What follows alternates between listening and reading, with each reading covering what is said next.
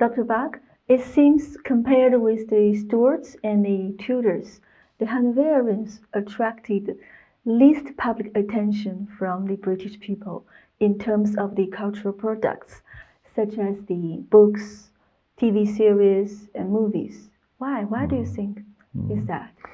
Yes, it is an interesting question, that, and you're right. I mean, there is a play and a film on the madness of King George III by Alan Bennett, which has been very well received. Yeah, that's very dramatic. There's a novel by Barry Unsworth about the slave trade in Liverpool, but it doesn't attract as much attention.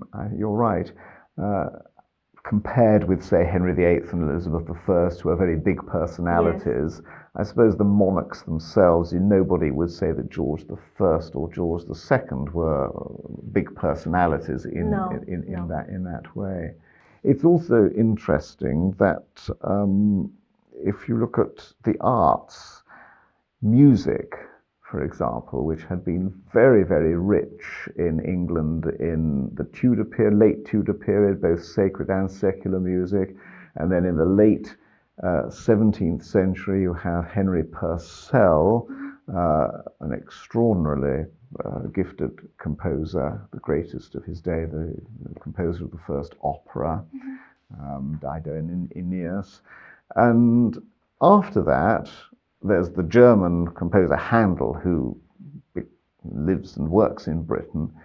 But in terms of music, Britain is very poorly off until you get to the end of the 19th century. And so it's an era, I think, in which British evolution and development is slow and solid, and there aren't the kind of spectacular events to draw your attention to. And the British people look back to the British Empire, they're looking back to the 19th, not to the 18th century. They're not looking back to the period when Britain was ruling the American colonies.